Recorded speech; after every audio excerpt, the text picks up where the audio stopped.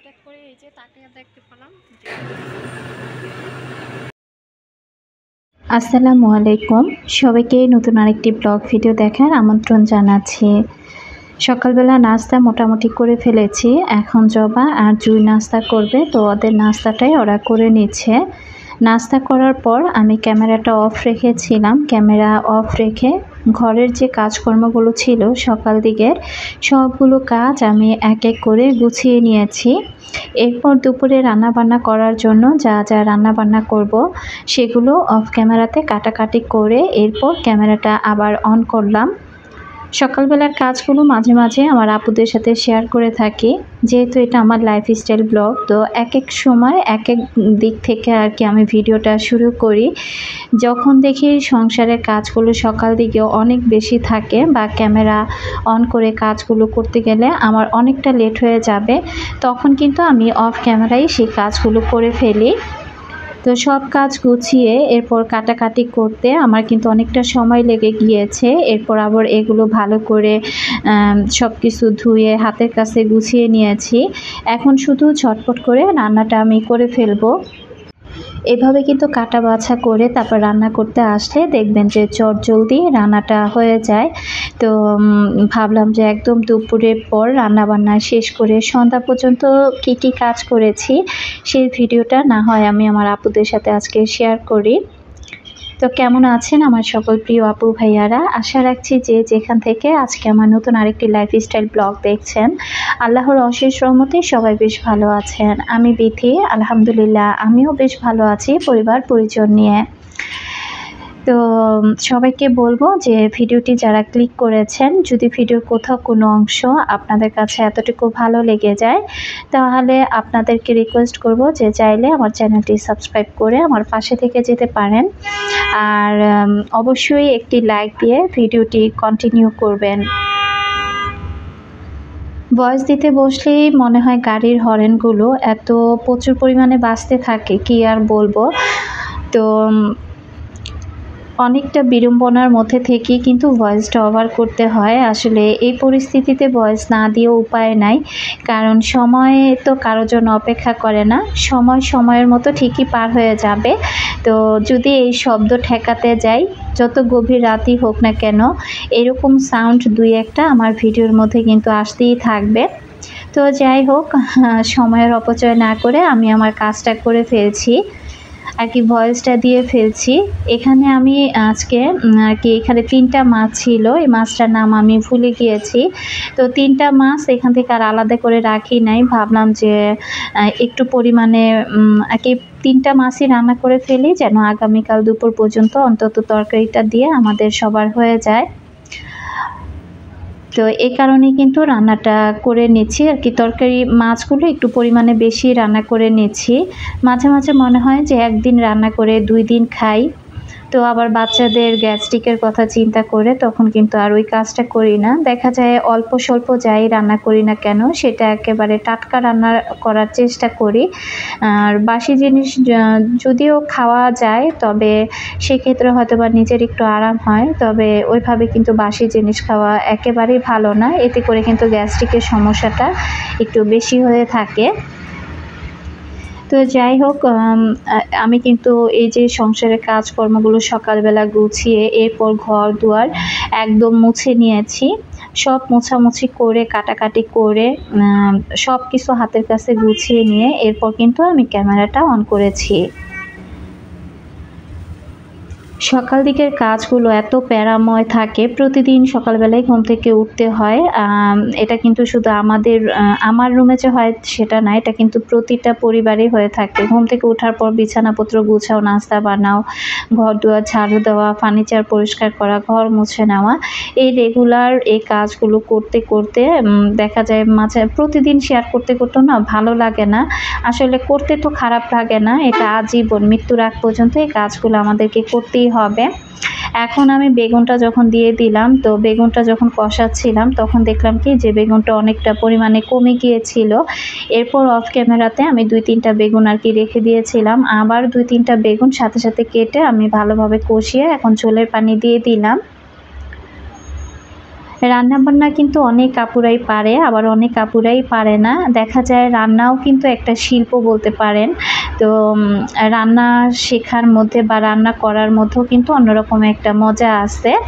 অনেক সময় দেখবেন মন মানসিকতা ভালো না লাগলে বা অনেক আপুদেরকে শুনতে দেখবেন যে আপুরা বলবে আর কি যে রান্নাবান্না করতে আসলে আপুদের মন ভালো হয়ে যায়। আমি কিন্তু রান্নাবান্না করতে অনেক পছন্দ করি, তবে আমার যেহেতু সিলিন্ডার গ্যাস অনেকটা হিসেব নিকেশ করে রান্নাবান্নাগুলো করতে হয়। অনেক সময় ইচ্ছে করে অনেক কিছু তৈরি করে রাখি, তবে এই গ্যাসের চিন্তা করে না আর ওইভাবে কোনো কিছুই করা হয় না।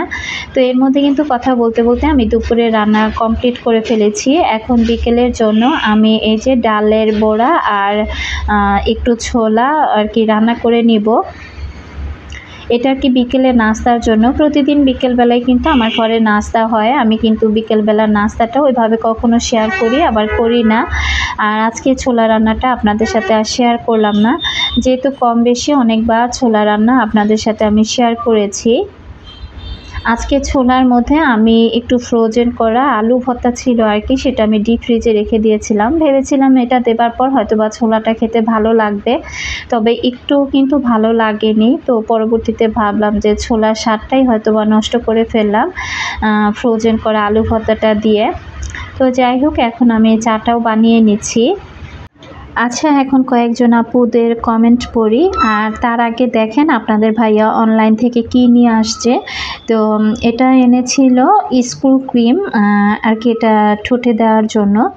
তো এই মানুষটা অনলাইনে যখন যেটা দেখবে তার সেটাই নিতে হবে, যদিও যে জিনিসটা সবার কিন্তু প্রয়োজন হয় না, এই জিনিসটা শুধু তারই প্রয়োজন।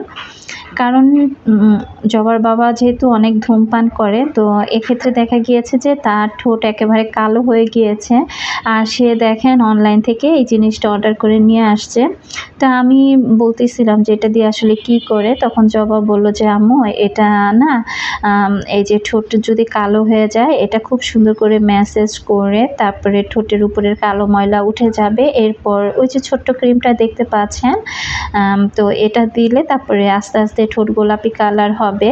তো এটা দেখে আমি খুব হাসতেছিলাম যে আল্লাহ তাআলার সৌন্দর্যের বাইরে নিজেকে যদি অন্যভাবে আরও সৌন্দর্য করে আর কি করা যেত, তাহলে মনে হয় কেউ পৃথিবীতে আর কালো থাকতো না।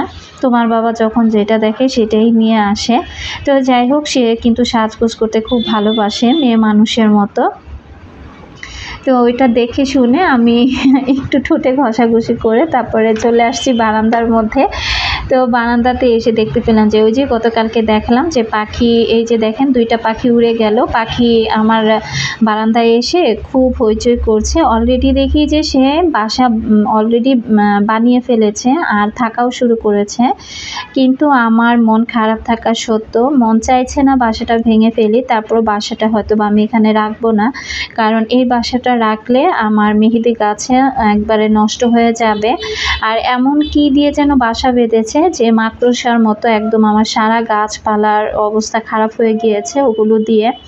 আর আকাশে কিন্তু চাঁদও উঠেছে, চাঁদটা দেখতেও কিন্তু ভালো লাগছিল।